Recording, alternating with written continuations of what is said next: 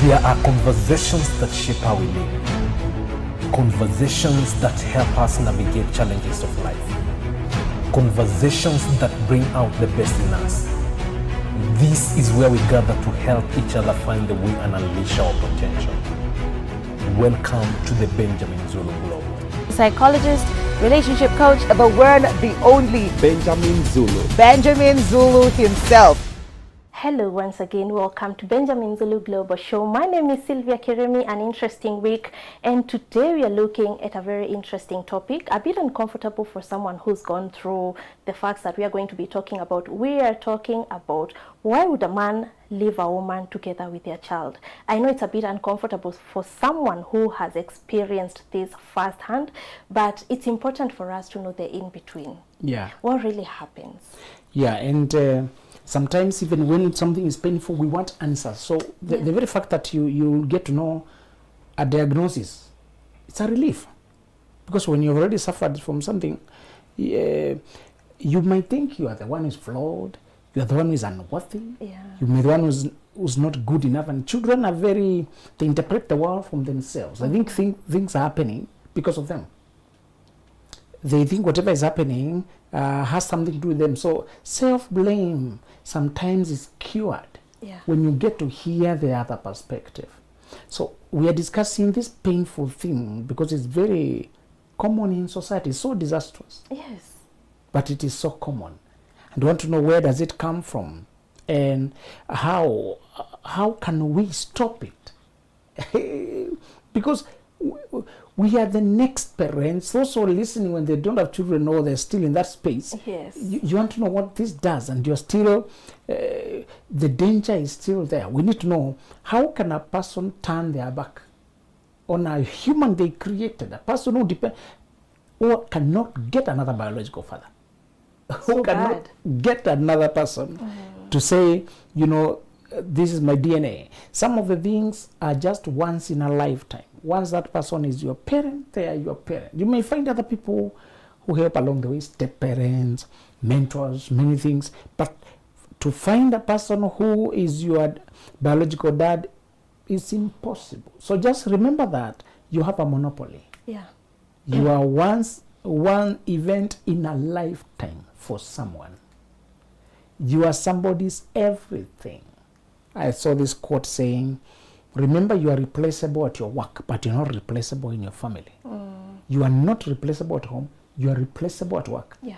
So as you sacrifice your family, your loved one, just remember they cannot advertise and hire another dad. They cannot advertise and get another mom. True. The company can advertise and get another director. They can advertise and get someone else. Yes. We tend to go too far on the one hand. We forget where it matters most. People reminding you that the people you're trying to kill yourself for can get another employee, but your mother can't get another daughter, another son like you. You are only one of that kind to your family. It is one of the most unthinkable things. But I also want you to know that the things that are valuable in life, like gold, things that are valuable in life, relationships that are so rich that when they are working, they buffet you, they stabilize you, they give you best chance in life. Those connections that are, they nourish your soul. Hardly are they easy to build. Hardly are they found on the surface just like gold. Yes. As much as you need a relationship with your dad, as much as you need a relationship with your child, a lot of times those things in life that are valuable, they also come with a lot of contention and difficulty and struggle. By the very nature of the way the world is organized. The good things are not easy to come by. To find a person who says, my father was my safety, my strength, the one who assured us, the one who was there for us. Yeah. Those people are fewer in society because that kind of relationship requires somebody to have gone another distance by themselves. It's not what is naturally occurring. Yes. It requires a person who has made their own resolutions. a lady told me that, and she said she comes from a community where it's very patriarchal. Men would get many women. They are not at home early. They don't associate with children closely. It's the women who are burdened with everything. This lady said the father was present and very loving, and he would take pleasure in preparing meals. He just liked every now and then to make meals for the children, particularly those kind of roasting meat, those things that looked very masculine to them. Yes. You know? Yeah. And they still miss the roasted meat the dad would make. It had a taste. You know, some things are spiced up with love. They're not just made. Yeah. So this relationship that you need with your father, with the father of your child, or the relationship that you need to build a healthy family will never be handed on a silver platter. It will never be automatic. Now that we got a child, you're going to stay there and raise the child. It is supposed to be in an ideal world, but we are not in an ideal world. This world is more real than ideal. This world is not, does not go with the flow. There is a fight, the resistance, contention, and one reason you don't see men growing as old as women. We have more widows and widowers. We have more women in a safer space. We are not saying there's no ideal haven in this world. Yeah. Everybody must struggle. But when you compare the two genders and who is being who are collapsing more under drugs, under terrorism, under pornography, addiction to drugs, who is targeted more by alcohol industry, who is targeted more by organized crime. When you hear boys are being recruited to terrorism or they're disappearing, the male gender is targeted so much that the chances that you're going to have a man who gets children and he is lost in one of those dungeons are very high. Unfortunately, they don't tell you this enough, so that you may think when you fall in love with a guy, that's good enough. You grow with a lot of innocence, believing what you're told, without checking the capacity of the one who's saying it. Yes. They don't tell us about love requires capacity. They don't tell you that love requires capability and stability. They don't bring that up. It appears like we fell in love, and love is so powerful, it can make things work. Yes. It sorts everything else. Yes, it appears like as long as love is there, everything else. Nobody tells you about emotional maturity. Nobody tells you about a person who was reconciled with their past. A person who has made up their mind to live a certain way. You're not told about principles. A person who lives by principles. In fact, we are so careless about it. We come into a person who has been getting children, and we come in, they're still sleeping out there. And we are trying to make that person a stable, present father, when they already are not stable or present with the other children. You think you're going to have a magical panacea. You're going to do some magic to turn this person around. That's how presumptuous we are. We do not know how to check a person's CV, personal curriculum vitae. The language of evaluation is foreign. In fact, when you try to evaluate, people call you judgmental. Are you perfect yourself? You know? With every other decision in life, we expect prudence. When you're making financial investments, we expect you to really go out of your way and check things out. When you're buying land, we don't call you judgmental because you're trying to peruse the land registry, consult a lawyer here, run the test here, check. When you're doing any decision that involves money, even when it comes to friendships, people expect you even to be prudent. With who you're telling your secrets as a friend, with who you're opening your life. But when it comes to this other thing that is more consequential, suddenly now, don't be too judgmental, nobody is perfect. They wouldn't talk like that if you're trying to interview a person and install them as the director of your company. And this company is your everything. When you're trying to hire, people expect you to really go out of your way and get every piece of information.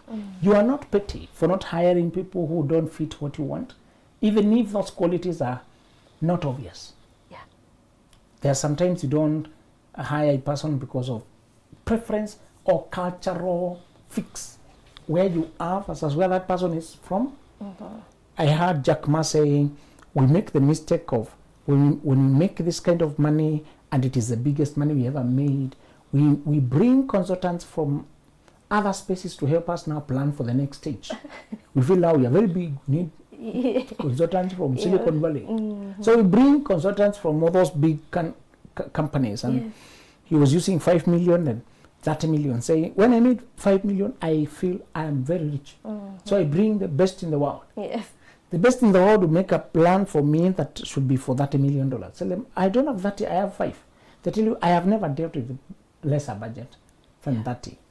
And you're saying when your company is only a small tractor, do not buy a Boeing 747 engine to put it inside there. We do not understand scale. We do not understand growth. You are young and you don't understand that the weight of deception, how people have mastered the skill of stealing other people's lives and essence. Yeah. You overestimate yourself because this is the oldest you've ever been. You know, when you talk to a 20 or even 30-year-old, this is the oldest I've ever been. So telling them they're not old enough feels like, you know, I'm old now. You know? Yeah.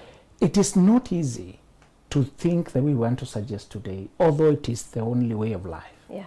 So what are some of the reasons that a man will walk out and yet it is so disastrous? Number one is when he has not dealt with his own father wounds. When a man was abandoned by his father and he has not faced that fact and dealt with it. One man said expressly, it was asked somewhere on social media, why would you walk out on your child? And he said, he just wrote that, say, for them to feel how I felt when my father left me. What? Somebody writing that. I'm sad. They were left by their father and they want the child to feel the same. That's how you become a psychopath when you don't heal. Yeah. Some of these things, when you don't deal with them, they change you. By the time you're so insensitive, you're punishing a child who is totally innocent, who was not there. So sometimes they don't say it so directly, but it is subconsciously the pattern they carry through life. Yes. The biggest reason men run from being a father is when they did not have a father who was present. It was not put in them. They don't know what to talk to a child. Yeah. They don't know how to connect to the child. They don't even know the how of being with a baby there, of talking with a child, looking a child in the eyes and validating them. It should be easy to validate a person whom you like.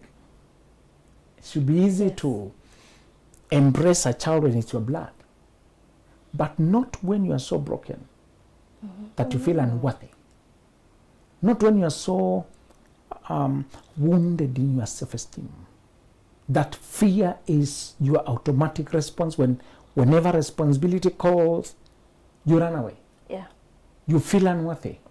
And unfortunately, these people feel unworthy, not deserving. They are also the most aggressive in trying to sleep with women. I don't know why. Again, to plug into that emptiness, to confirm that they are also a man. Okay. And they're trying to solicit for sex from everyone to somehow feel as if also they are likable. So they tend to create children while doing something else very different from children. They can also use children to control a woman. Yeah. Get a child for me, then I'll marry you, so that you can get a woman tied down. And because how many women, if you begin to interview, they would ask them whether they know how serious father wounds are to men. They don't even know. Yeah. Do you know, Sylvia, if we say that this person grew up with only a single parent, doesn't click anything, just sympathy. You know, this word is like that. Especially nowadays. Yes. Just sympathy. You know, you did not choose it. If a man grew up with an absent father, he has that gap and it can translate into fear of responsibility. Okay. It can translate into void of what being a father means. Yeah, they don't even know what to do. And the typical African father was alive, but he was not there. Yeah. Sometimes does not even have to be a mother alone. He is somewhere, but he is nowhere. That is a more common occurrence. Yes. He's tucked away in some town somewhere in the name of working for family, but he's not there. And when he visits, people keep quiet until he goes away. Yes. There is no connection. Yeah. He is only all about rules. So many men would not connect to their children. It was all about control, policing. Yes. They did not know. Their fathers did that to them, and that's what they know how to do. A man runs away when it's a very scary thing to be emotionally present with a child. When it's a very scary and strange thing to be called, when a child is calling you my father, God is heavenly father and now you are the earthly father. Yes. You're being put in an order that is more divine than it is human. The one who shows direction. This child carries your name and your frame. This child depends on you for security and safety in the world. This child depends on you for direction and mentorship. Yeah. This child looks up to you for assurance. This child needs you to build them up, to speak life into them, to facilitate their gifts. When you have a child as a father, it is one of the highest duties as a human being you can ever perform. It is one of the highest and most noble. This child is an open book. They cannot resist anything. Yes. What you do to them is what gets into them. So if you see a person running away, it's because they are so out of touch. Let us remind each other that when you grow up with an absent parent, you need healing before you become a father. You need to go to that place of emptiness, that love that you are deprived, that support that you are deprived. Yes. Appreciate the parent who did all they could to step in economically, financially, to be there and raise you. But the love of the parent who was missing still affects you. And you need to sit with it and deal with it. You need to turn around and look at what happened. Yeah. Then learn to speak life to yourself. You are not condemned because the father was not there. Yes. But there's a consequence if you don't learn how to compensate for his absence. One of the things you learn to do when the father was not there is what Jabez did. Jabez didn't, I don't know where the father was. Some of these deadbeat men. It is the mother who is being mentioned in the drama. Yeah. And he had been named by the mother, and the father was not there the way Jacob was there to rename Benoni to Benjamin. When mothers are in pain, sometimes they name the children after what they're going through. If they're going through, if their country has just lost battles, the enemy has conquered them, and the national treasure has been carried away, and the daughter-in-law of Eli is giving birth, she will call the son Ichabod. The glory has departed. Yeah. And if it is Rachel who is dying, she will call him son of my sorrow. If it's Jabez, where we don't know who the father was, he's named after pain because the mother. Women name according to what they're going through. What else can they do? But when Jacob is around, he will change quickly. Say, no, he will not be called son of my sorrow. He will be called son of my right hand. That's how Benjamin happened. It was Benoni, son of my sorrow. That's what Rachel called him. Okay. Son of my sorrow, because the woman was in pain. But somebody jumped in quickly. A man is supposed to be there to correct the painful situation, support the mother, buffet the child, cover the situation. And I respect those men you find in hospital wards, in maternity wards, take in their position to remain in their position, to give belonging, in taking their position. If you are a man and you've been doing that, there's nothing emasculating about it. There's nothing. To arrive home, hold your child, and you should learn to feed your child so that a strange man will not come to feed her, to feed him with drugs, to feed them with expensive lust, expensive love and exchange and trade their soul. Yes. One guy said he's trying to get money so that he's more influential to his children than drug dealers, politicians, and all these so-called influencers who are flashing money. And then when the father is just a poor guy, he might be ignored. Said, I want to get money so that I can guide my children authoritatively. We are not saying every father must be stinking rich. Yes. We are saying you must be rich in love.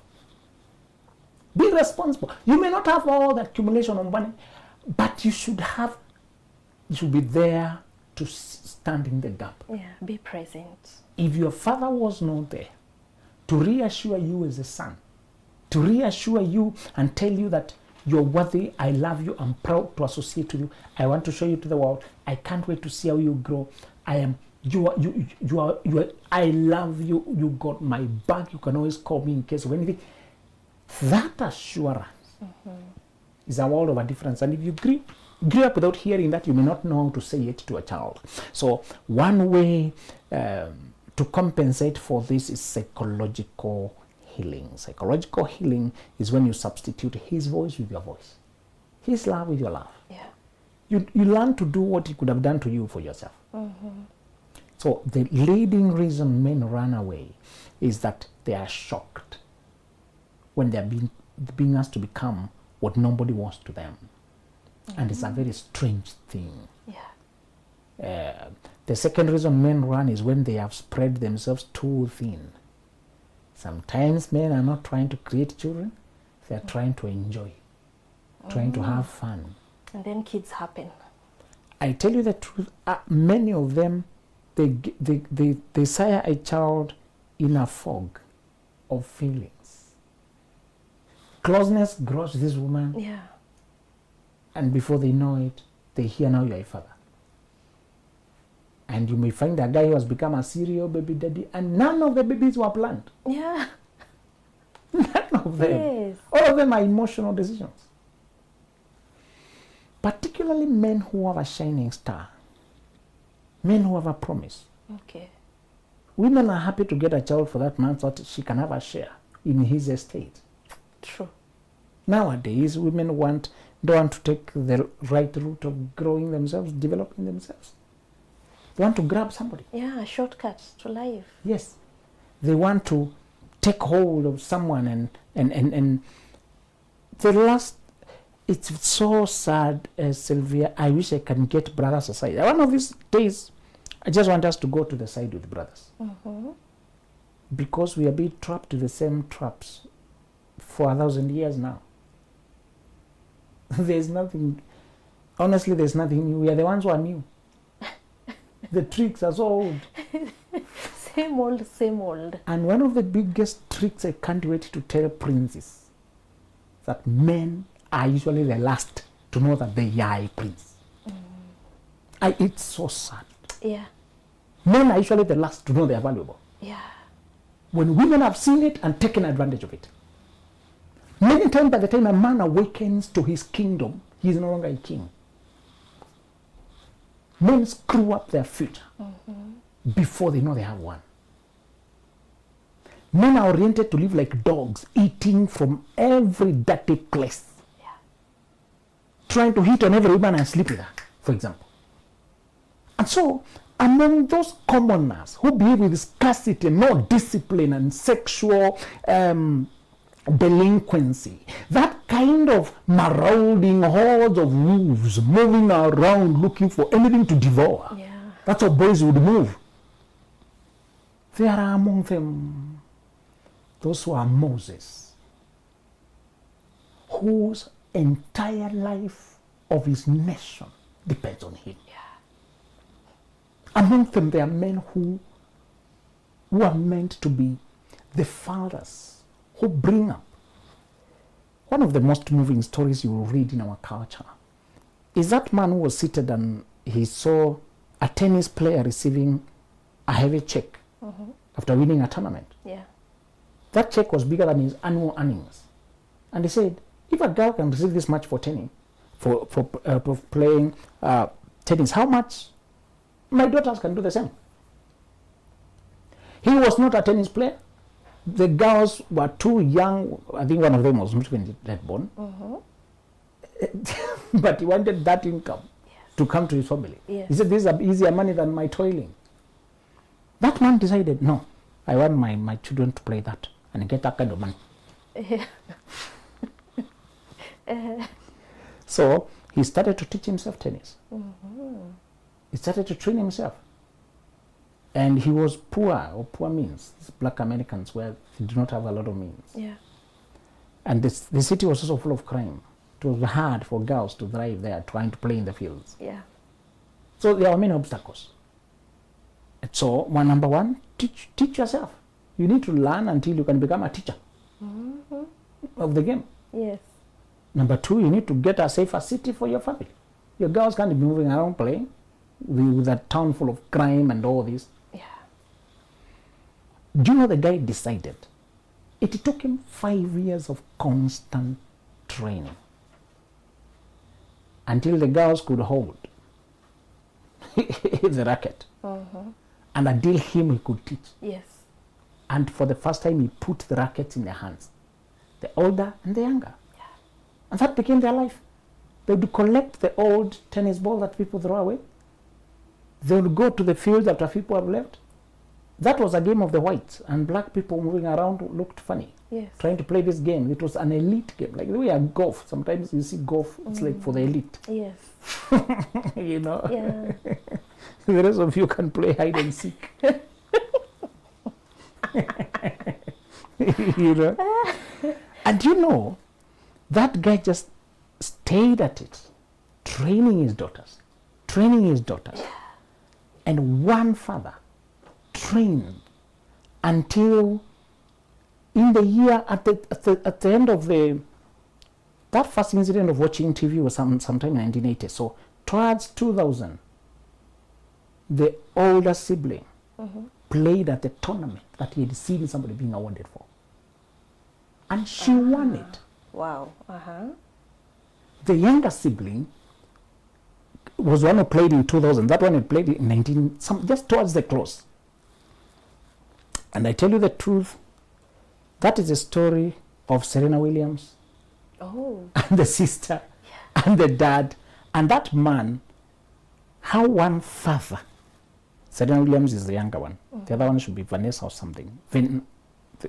Yes. Serena is the There are younger. two. Yes, there are two of I them. don't know. It's Tina Williams. Or They something. even played as Williams sisters Yes. and won so many tournaments. One father made a decision.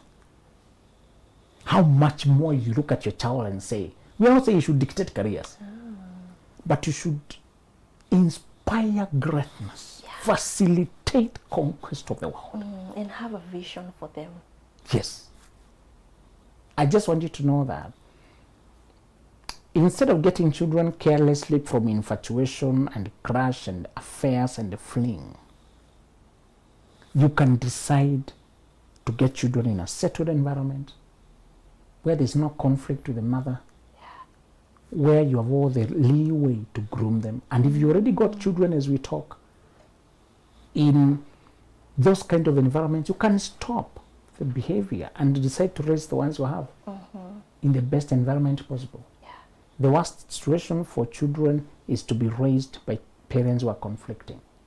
You want to be present and to do all you can. A father can make such a huge difference.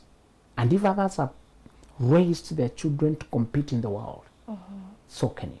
Yeah. Yes. And I feel the men who have already discovered that there is a gap and they've looked for a solution, most of them fill the gap so powerfully Yes. that they want to embrace fatherhood and be there for their kids. Exactly. Now, there's a question I have. Yes. The question is, as now the mom who's been left with a child, Yes. when this child talks about the father and insists on meeting a father, who left them? Let me use the word abandoned. Yes. It sounds bigger. What do you do as a parent? You weigh the circumstances and the attitude and the environment between the two of you. You don't want to open a conflict. You don't want to start again a toxic dance of somebody promising I'll come, then the child is anticipating, waiting, he Yes. doesn't come. Yeah. Some of these inconsistent people will hurt your child more. So your child is longing naturally, the way they were meant to long for the father. So I want you to balance between the natural longing and the practical situation. Yeah. If you cannot avail that meeting now, explain it. As soon as you can avail that connection, Yeah. do it. Life happens, people die. You don't want people to keep wondering, had you helped me meet before they died? So that frame or that association, that's your blood oversight over there. The other parent comes from that side. That's a satisfaction people need. Yeah. So you do not become the one to deny them from seeing. But sometimes I want you to know circumstances can be so difficult. The other person doesn't want to be associated. They don't want to be, Yes. they're very antagonistic. Now that time you just explain to the child and let them appreciate the fact that you are there. And explain to them that unfortunately the one who is supposed to be their father is not present. And you're not feeding them with anger or even, campaigning against the other parent. Just explaining the truth of the child does not think they are flawed. Yeah. So you're going to use balance. And you're going to use the circumstances. But you're going to be guided by knowing that this cannot be changed. That's their father. Number two, you cannot change the father to want to be present. True. Sometimes they are on the run and they don't want to be discovered. Yes. And number three is that you can raise this child in the best way possible and help them to find healing and balance without that reluctant human being coming to insult or crush the child's esteem more with the false promises, with disappearances and instability. Yeah. Yes. I think it's also important to weigh how your child is going to understand this according Yes. to how well they understand situations, Yes. probably their age, Exactly. and all that. Exactly. Wow, important. I know it's quite a tricky situation for most parents, especially nowadays. Yes. Because nowadays people are like thriving in being singles. Yeah. Yeah, which is not a really nice thing, Yeah. especially for the kids that we are raising. Yeah. Amazing. Now, to get this kind of wisdom, it's important to read these books. And there's something I saw here. I wanted to relate it to the person who's been abandoned. Yes. And here you say, don't allow people to disrespect you twice. Yes. That's like handing them a second bullet because you survived the first one. If you stopped your life to help them or sacrificed your time and energy to relieve them of pain or help them move forward, but they walked out with an insulting lack of gratitude, close the chapter. Now, these Exactly. I wanted to just relate it to the situation whereby you've had a child, you thought it's going to be a good thing, and they left. Don't open the door for them to insult you a second time. Yeah. Yes. Wow, amazing. To get this kind of wisdom, please get Benjamin Zulu's books. Here is Lasting Love, a book that is talking about bouncing back. And we have other books. That is, I have 8 books here with me. You can get them as one package from www.benjaminzuluglobal.com. We also have a Pre-25 conference that is coming on 14th of December 2024. And there's something so good that I saw here on dreams before dating, and I feel it's important for me to read it to our viewers so I can be able to explain what is this Pre-25 conference that is coming. It says, avoid learning through your own mistakes. And I feel this Pre-25 conference that is coming on 14th of December 2024 at Tutali Hotel along Thika Road is talking to people who are below 25. Please do not make mistakes when you're at that age, because these are your prime years that determine your future. Please book your ticket on www.benjaminzuluglobal.com. Go and learn how to thrive in your future. See you next time. There are conversations that shape how we live. Conversations that help us navigate challenges of life. Conversations that bring out the best in us. This is where we gather to help each other find the way and unleash our potential. Welcome to the Benjamin Zulu.